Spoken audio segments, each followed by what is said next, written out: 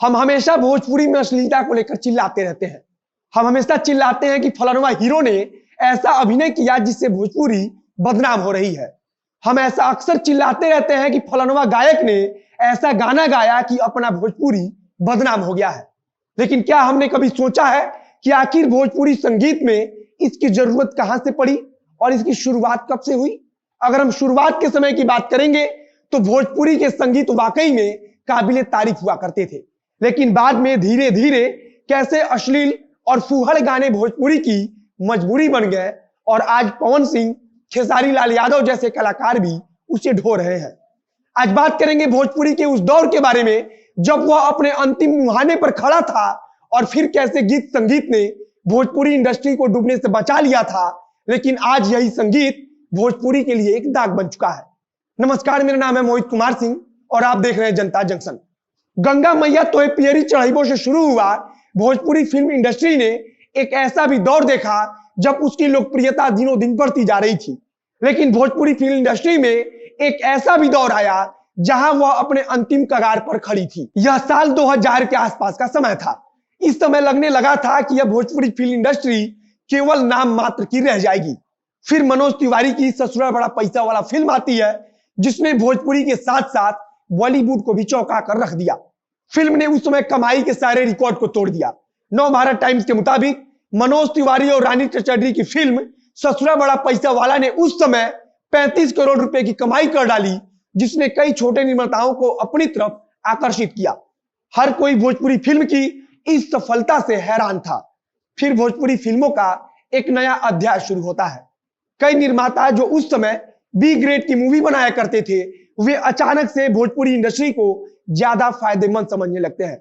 उन्हें लगने लगा कि भोजपुरी फिल्में कुबेर का खजाना है। इसका कारण था कि भोजपुरी फिल्मों को बनाने में बजट बहुत कम लगता था, जिसके कारण फिल्म को लेकर इतना ज्यादा वित्तीय और मानसिक परेशानी भी नहीं रहती थी। यही वह दौर था जब भोजपुरी गाने में मसाले के साथ लोगों के सामने परोसे जा रहे थे और लोग उसे खूब पसंद कर रहे थे।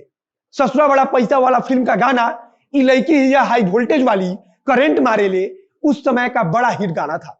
यह वो दौर था जब नए निर्माताओं ने बिना किसी बात को सोचे भोजपुरी संगीत में नए नए प्रयोग करने लगे।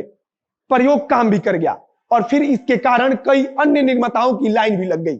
इस समय भोजपुरी संगीत काफी तेजी से लोकप्रिय हो रही थी। भोजपुरी संगीत की लोकप्रियता तो बढ़ रही थी, लेकिन धीरे धीरे उसके ऊपर एक ऐसा धब्बा लग रहा था जो अब तक इसके साथ चिपका हुआ है। भोजपुरी के लोक गीतों को छोड़कर नए मसालों में छानकर बनाए गए नए गाने सुपर हिट हो रहे थे, लेकिन गानों की बोल और गानों में अंग प्रदर्शन से लेकर हर वह चीज बिगड़ती जा रही थी जो आज तक चली आ रही है। जिन लोगों ने उस समय भोजपुरी इंडस्ट्री को करीब से देखा है, वह कहते हैं कि उस समय भोजपुरी संगीत में लड़कियों का अंग प्रदर्शन और खराब बोल वाले गाने सफलता की गारंटी माने जाते थे। आज के दौर में भी यह बदला नहीं है। आज भी भोजपुरी में गंदे गानों की बाढ़ है और यह सिर्फ सफलता पाने के लिए ही है। अब इस चीज को भोजपुरी दर्शकों को समझना चाहिए कि आखिर क्यों उन्हें इस लायक समझा जाने लगा कि तेज म्यूजिक के साथ और अश्लील के बोल के साथ उन्हें कुछ भी परोसा जाएगा तो वे बड़े चाव के साथ सुनेंगे और देखेंगे। यह सवाल हम सबको खुद से पूछना चाहिए। यहाँ खेसारी लाल, पवन सिंह, गुंजन सिंह, प्रमोद प्रेमी, इन सबसे ज्यादा गलती हमारी और आपकी है। साल 2003-4 के बाद भोजपुरी में म्यूजिक एल्बमों की बाढ़ आ गई थी। हर निर्माता कम पैसा लगाकर अपने गाने में अंग प्रदर्शन दिखाकर और अश्लील बोल सुनाकर ज्यादा पैसा कमाना चाहता था और इसी चाहत ने आज भोजपुरी को इस मोड़ पर लाकर खड़ा कर दिया।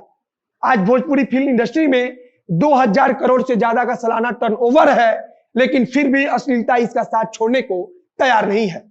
भोजपुरी फिल्मों और गानों में डबल मीनिंग बातों का मतलब सफलता की गारंटी माने जाने लगी, जो आज तक बरकरार है।